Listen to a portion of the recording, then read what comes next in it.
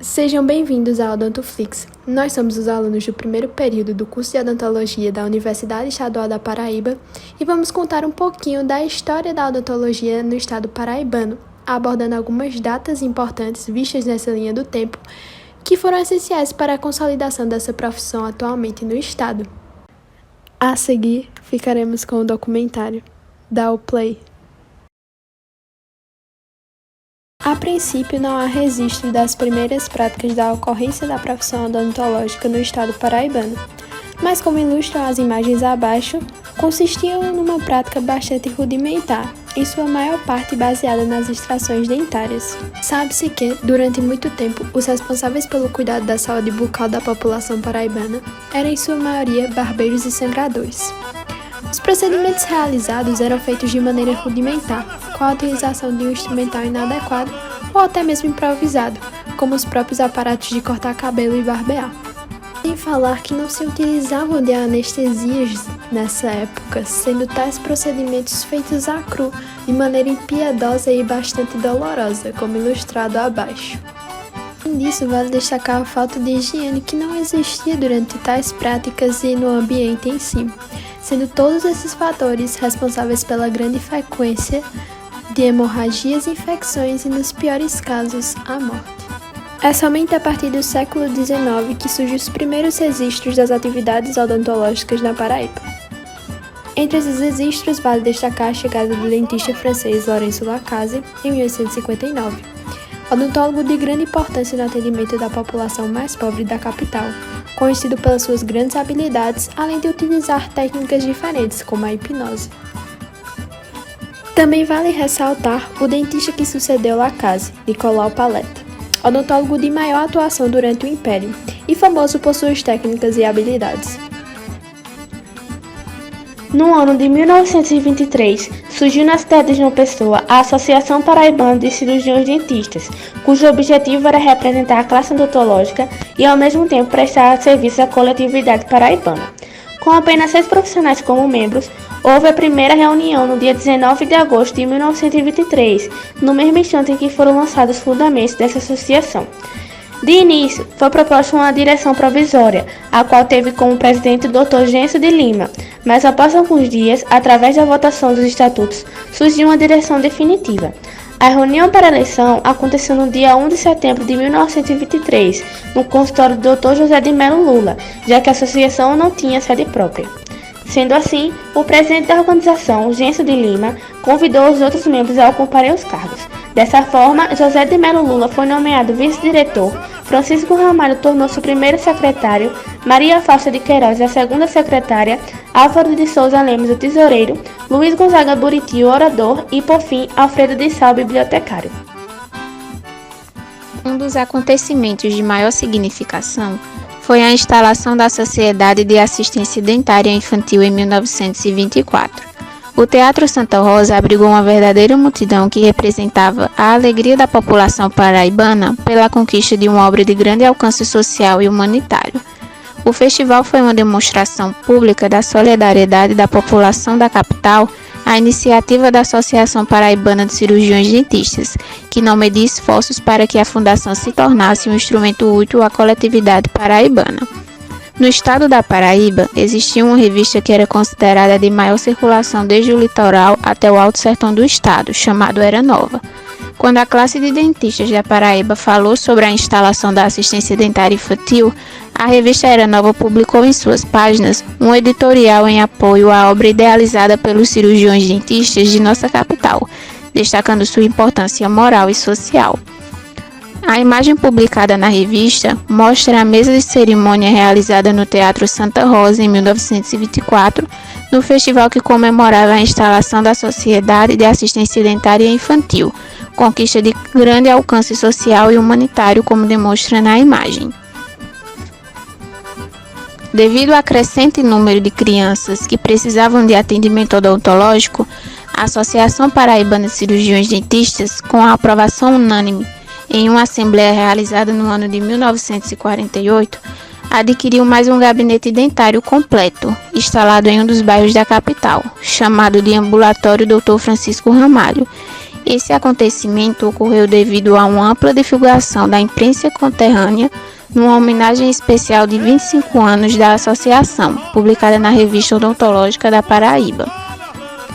Então, resumindo, no caso, a criação da clínica odontopediátrica gratuita e do ambulatório Dr. Francisco Ramalho contribuíram para o engrandecimento da odontologia paraibana, num exemplo edificante para que hoje todos nós continuemos a cultivar e a perpetuar a odontologia na Paraíba. O ano de 1950 foi considerado o despertar da cultura científica paraibana, com a criação da Faculdade de Medicina, Odontologia e Farmácia. Mas surgiram algumas divergências por parte dos cirurgiões dentistas, porque a Faculdade de Medicina estava predominando sobre as demais, inclusive com o direito de escolha de seus docentes. Foi aí que a classe odontológica passou a reivindicar a sua autonomia. Surgiu então um movimento liderado pelo professor Péricles de Figueiredo Gouveia. Esse movimento visava a autonomia da Faculdade de Odontologia e teve um empurrãozinho porque o Ministério da Educação não havia concedido o reconhecimento da Faculdade de Medicina, Odontologia e Farmácia, como pleiteavam os professores de medicina. Com isso, depois de muita luta, em 1950, a Associação Paraibana de Cirurgiões Dentistas conseguiu criar a Faculdade de Odontologia Autônoma, embora com muitas dificuldades, sobretudo financeiras. Foi aí que, em 1951, o ministro José Américo de Almeida, que sempre se mostrou disposto a apoiar a causa da associação, assumiu o governo do estado da Paraíba e designou o professor Péricles para um contato direto com o Ministério da Educação, para verificar a viabilidade do projeto. Depois de entrarem em contato com o MEC, avaliando todas as exigências e percebendo que não tinham recursos materiais suficientes, o Dr. Péricles teve uma ideia. Sugeriu ao governador, que também era seu amigo pessoal, a encampação da iniciativa pelo Estado, que assumiria a responsabilidade da criação e manutenção da faculdade, no que foi prontamente atendido. Daí, José Américo enviou uma mensagem para a Assembleia Legislativa propondo a criação da Faculdade de Odontologia da Paraíba, e o projeto foi aprovado pelo Legislativo sob a Lei Estadual nº 646, de 5 de dezembro de 1951, que foi assinada pelo então governador sob muitos aplausos. No ano seguinte, o professor Péricles foi nomeado pelo governador José Américo para o cargo de diretor provisório e tinha amplos poderes para organizar o regimento interno e escolher os professores sem interferência política. Atendidas as exigências do MEC, a faculdade foi autorizada a funcionar por decreto do presidente em 5 de janeiro de 1953. E em 19 de fevereiro deste ano, foi realizado no Liceu Paraibano o primeiro vestibular da Faculdade de Odontologia da Paraíba, no qual se inscreveram 39 candidatos e 25 destes obtiveram aprovação. Os 15 primeiros professores a lecionarem na Faculdade de Odontologia da Paraíba foram Péricles Gouveia, que também era diretor, Newton Rodrigues, Gabriel Epitácio, José Asdrubal, Edinaldo de Luna Pedrosa, Odísio Borba, Asdrubal Nóbrega, Ivan Cavalcante, João Carlos Aires, Paulo Borges Monteiro, Arlindo Bezerra, Severino Rodrigues, Abílio Guedes, Francisco Geraldes e Luiz Gonzaga Buriti, que em 14 de março ministrou a primeira aula de sapiência para o início do período letivo da faculdade. Em 17 de dezembro de 1955, formou-se a turma pioneira da Faculdade de Odontologia da Paraíba, tendo como paraninfo o ministro José Américo, que, como um bom poeta e escritor que era, fez um belíssimo discurso que teceu muitos elogios ao professor Péricles, reconhecendo sua força na luta para a fundação daquela faculdade. Após funcionar durante 7 anos como faculdade estadual, foi encampada pela União para compor, junto a outras faculdades, a Universidade Federal da Paraíba, pela Lei nº 3.335, de 1º de dezembro de 1960. Após federalizada, seu primeiro diretor eleito foi, novamente, Dr. Péricles Gouveia, que dirigiu a faculdade de 1961 a 1964, quando foi substituído após nova eleição pelo Dr. Paulo Borges Monteiro de Mello. Inicialmente, a Faculdade de Odontologia funcionava em uma casa residencial adaptada para este fim, que ficava localizada em João Pessoa, na Avenida João Machado, número 351, onde funcionou de 1953 a 1957. Posteriormente, transferiu-se para o prédio número 67, na mesma rua, aproveitando o conjunto de prédios doados pelo governo do estado, onde foram criadas melhores instalações, mais salas de aula e alguns laboratórios. Em 1962, transferiu-se para um prédio localizado na Rua das Trincheiras, número 275, onde em terreno anexo foram construídas novas e melhores instalações, entre elas diversos laboratórios como o de patologia geral e bucofacial, higiene odontológica preventiva e odontologia legal. Em 1977, em decorrência da federalização, a antiga Faculdade de Odontologia, agora Curso de Odontologia integrado ao Centro de Ciências da Saúde, é transferido para a cidade universitária no Campus 1 da UFPB, em João Pessoa. Péricles de Figueiredo Gouveia nasceu em 2 de maio de 1917, em plena Primeira Guerra Mundial, na cidade de João Pessoa.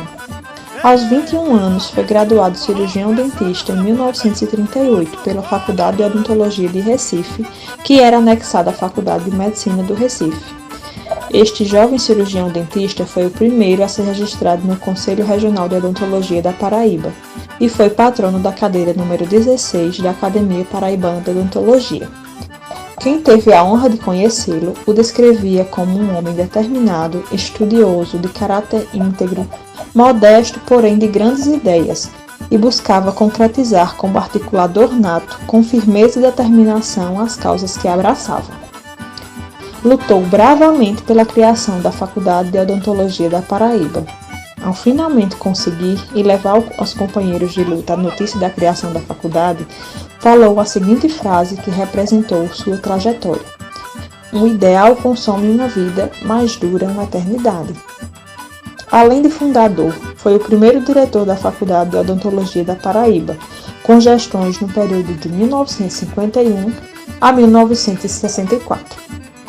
Além disso, foi o único cirurgião dentista paraibano membro da Academia Brasileira de Odontologia, em reconhecimento aos serviços prestados à classe odontológica nacional. Para a odontologia paraibana, foi o fundador, o professor, o acadêmico e o amigo que marcou sua trajetória de vida pela peculiar humildade e simplicidade. Péricles Gouveia faleceu em João Pessoa em 1987, aos 70 anos de idade.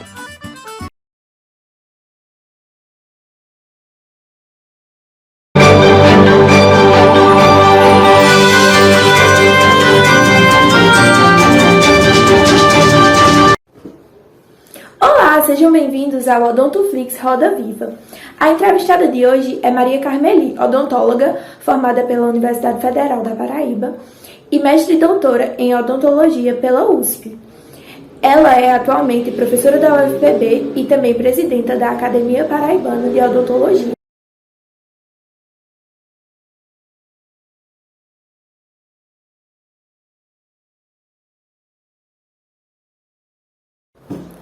A primeira pergunta para a professora Carmeli é: qual foi a importância da Associação dos Cirurgiões Dentistas da Paraíba para a consolidação da profissão no Estado? Boa tarde, Maíra. Em uma retrospectiva histórica, as associações de classes ou corporações de ofício, elas surgiram na Idade Média e podem ser consideradas a origem dos sindicatos, que vieram a surgir no século XVIII. Essas entidades, cujo principal objetivo era a proteção dos empregos, desempenharam um papel marcante no início da industrialização e do capitalismo. As associações de classes continuam a existir nas profissões liberais. Assim, no estado da Paraíba, em 1924, nasceu a Associação Paraibana de Cirurgiões Dentistas, APCD, sendo a segunda associação de cirurgiões dentistas mais antigas do Brasil. A sua criação ela foi primordial no desenvolvimento e na agregação da classe odontológica em busca da ampliação dos conhecimentos científicos e representou um marco para a odontologia do nosso estado. Foi responsável, em 1950, pela criação da Faculdade de Odontologia Autônoma do estado da Paraíba, que em 1951 seria encampada pelo estado como Faculdade de Odontologia da Paraíba. Assim, a APCD foi a responsável pelo início do curso de odontologia e formações dos cirurgiões dentistas da Paraíba.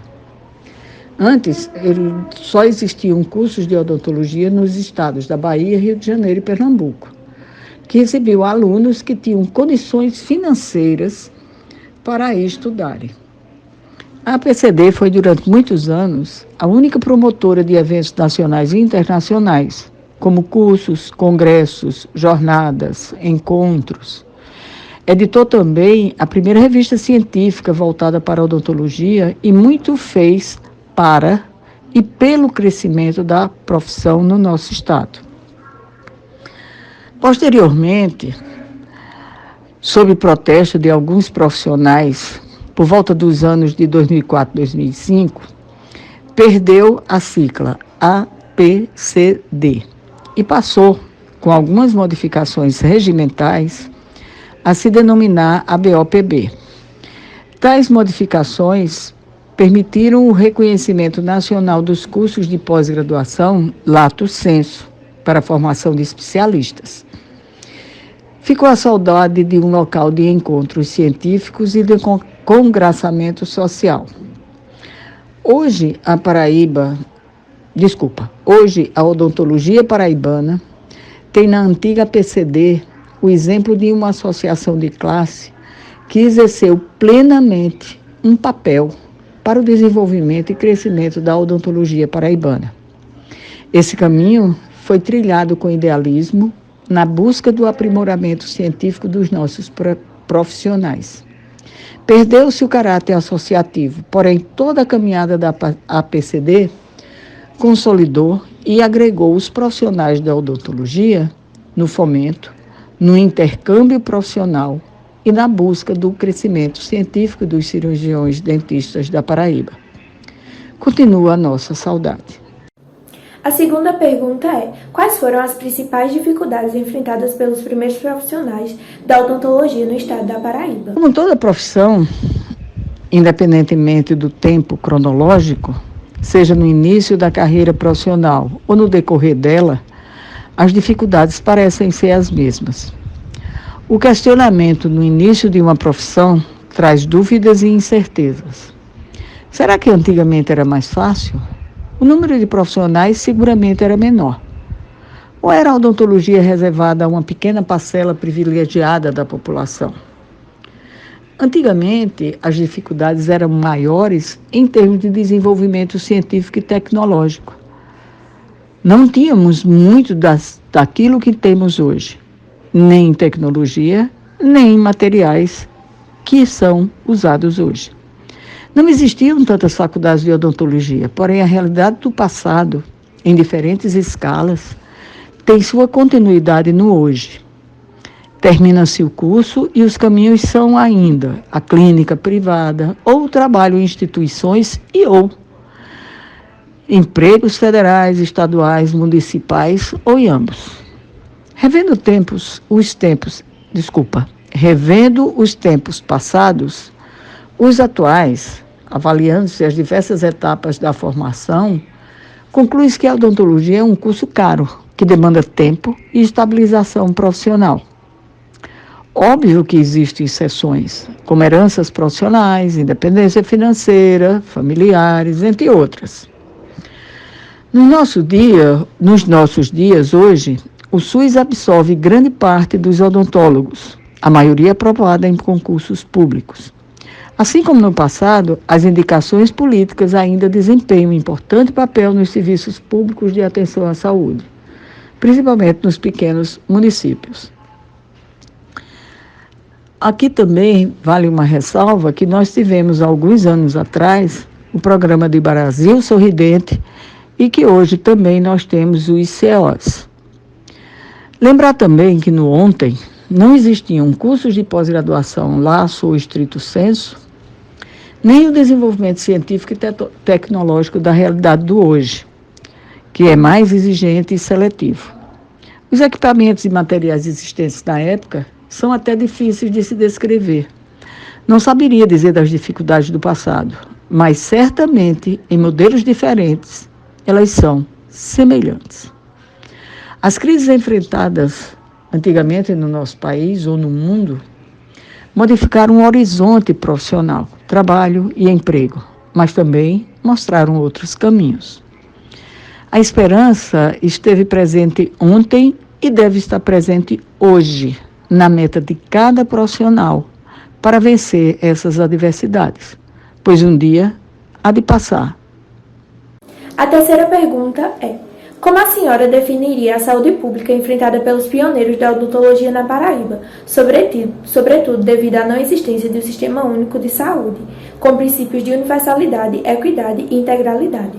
O Sistema Único de Saúde está formado por várias instituições dos 3 níveis de governo, União, Estados e municípios, e completamente pelo setor privado, contratado e conveniado.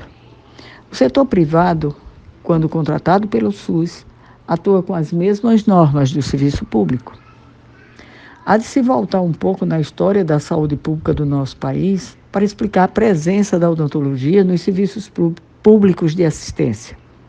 Antes da criação do SUS, o odontólogo estava inserido nos quadros de algumas repartições públicas, como autarquias federais, a exemplo do DENOX, Departamento Nacional de Obras Contas Secas, da SUDENE, Superintendência do Desenvolvimento do Nordeste, dos institutos de previdência, como IPASE, Instituto de Previdência e Assistência aos Serviços do Estado, do SESP, Serviço Especial de Saúde Pública.